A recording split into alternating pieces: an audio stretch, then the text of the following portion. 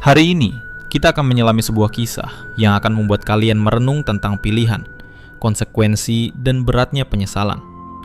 Ini adalah cerita tentang Takopi, makhluk kecil dan polos dari planet Happy, yang kedatangannya ke bumi justru memicu serangkaian peristiwa tragis yang tak terduga. Bayangkan ini, Takopi tiba di bumi dengan misi membawa kebahagiaan, dilengkapi dengan berbagai alat Happy yang unik. Namun di tengah kedatangannya, sebuah insiden mengerikan terjadi. Marina, seorang gadis bumi yang telaki meninggal dunia karena ulah Takopi. Kenyataan pahit itu tak bisa dihindari. Shizuka-chan, seorang saksi kunci, berusaha meyakinkan bahwa itu bukan sihir, melainkan alat yang salah digunakan.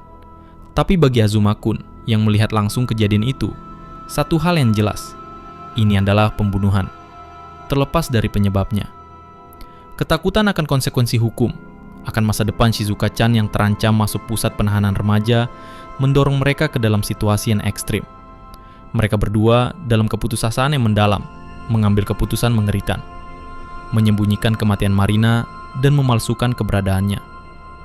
Dan disinilah peran Takopi menjadi krusial. Dengan kemampuannya, Takopi dipaksa untuk melakukan penyamaran paling sulit dalam hidupnya, menjelma menjadi Marina. Kita akan melihat bagaimana Takopi yang lugu berusaha menirukan suara, gerak-gerik, dan kebiasaan seorang gadis bumi. Kalian akan merasakan ketegangan saat penyamaran itu nyaris terungkap, dan bagaimana setiap ucapan atau tindakan Takopi yang tak sempurna bisa membahayakan segalanya. Kebohongan besar ini tentu saja tidak berjalan mulus. Di rumah Marina, sang ibu mulai merasakan kejanggalan yang mendalam. Insting seorang ibu tak bisa dibohongi. Perubahan pada Marina begitu kentara. Cara bicaranya, ekspresinya, bahkan jiwanya terasa berbeda.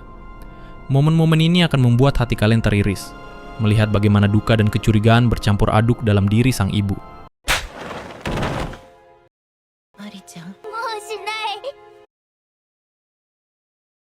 Sementara itu, di tengah kekacauan ini, ada tawaran untuk Marina agar pindah ke Tokyo, tempat Cepi berada. Dalam upaya putus asa untuk mengendalikan situasi, Shizuka-chan dan Takopi bahkan berani melakukan tindakan nekat. Mereka mencoba mencuri cincin dari Junya, kakak Azuma-kun, dengan harapan bisa memanipulasinya. Namun seperti banyak rencana yang dibangun di atas kebohongan, usaha ini pun menemui kegagalan dan nyaris membongkar seluruh rahasia mereka. Alat-alat Happy Takopi yang seharusnya membawa kebahagiaan, kini terasa begitu tak berguna, bahkan menjadi sumber kekacauan. Di tengah situasi yang semakin rumit, sebuah pengungkapan mengejutkan muncul. Takopi dalam kepolosannya menyebutkan keberadaan Great Happy Timepiece, sebuah alat yang bisa melakukan perjalanan waktu. Bayangkan, sebuah kesempatan untuk membatalkan semua yang telah terjadi, untuk kembali ke masa lalu sebelum tragedi ini menimpa. Pikiran ini menjadi secercah harapan di tengah kegelapan yang meliputi mereka. Namun, di penghujung cerita ini, momen paling menyakitkan terjadi.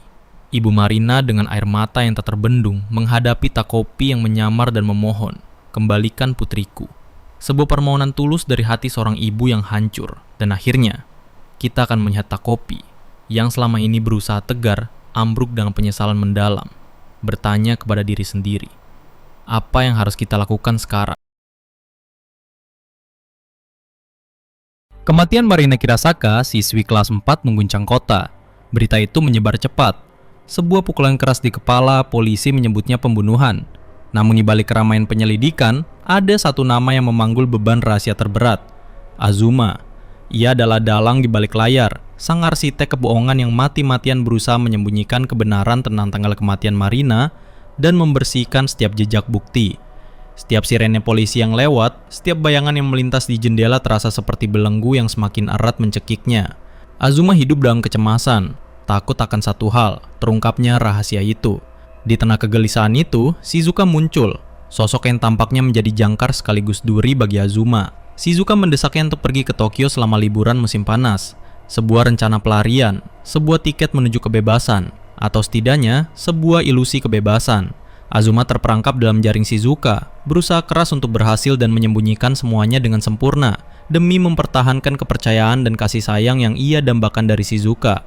Ia ingin menjadi sempurna di mata Shizuka, bahkan jika itu berarti mengorbankan jiwanya sendiri.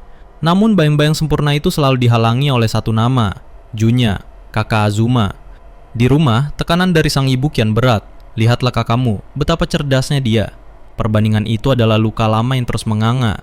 Junya adalah segalanya yang tidak bisa Azuma capai. Pandai, sukses, nyaris tanpa celah. Azuma merasa tenggelam dalam ketidakmampuan, dihantui perasaan bahwa ia tak akan pernah bisa menyamai Junya. Kemudian, sebuah twist yang kejam datang dari Shizuka. Ia meminta Azuma untuk menyerahkan diri atas kejahatan yang mereka sembunyikan. Aku akan menunggumu, meskipun kau masuk pusat penahanan remaja, bisiknya. Kata-kata itu, yang seharusnya menghibur justru beracun. Ini adalah puncak manipulasi Shizuka. Memanfaatkan rasa putus asa Azuma, kebutuhannya akan validasi, dan kerinduannya akan kasih sayang yang selama ini ia cari. Azuma, sang arsitek kebohongan, kini menjadi pion dalam permainan yang lebih besar. Di tengah semua kekacauan itu, muncul secercah cahaya. Junya, sang kakak yang selama ini menjadi patokan yang tak terjangkau, tiba-tiba mendekati Azuma. Bukan dengan celaan, bukan dengan perbandingan, tapi dengan kepedulian yang tulus. Tidak apa-apa jika kau tidak sempurna, katanya, matanya memancarkan kehangatan yang jujur. Aku akan mendengarkan apapun yang ingin kau katakan. Kau adalah adikku, apapun nilai-nilaimu. Kata-kata Junya menembus dinding pertahanan Azuma, meruntuhkan semua topeng yang selama ini ia kenakan. Didorong oleh kasih sayang dan pengertian Junya, sesuatu dalam diri Azuma retak. Beban rahasia yang ia pikul begitu lama, kini terasa ringan di hadapan kejujuran Junya. Namun pertanyaan tetap ada. Rumor tentang keterlibatan Azuma mulai beredar, dengan biskan-biskan bahwa ia hanya dipaksa ke dalam situasi ini. Sementara itu, Shizuka masih kukuh dengan rencana perjalanan ke Tokyo. Masa depan Azuma kini menggantung di ujung tanduk. Apakah pengakuan ini akan membawanya pada kebebasan sejati atau justru menyeretnya ke dalam jurang yang lebih dalam?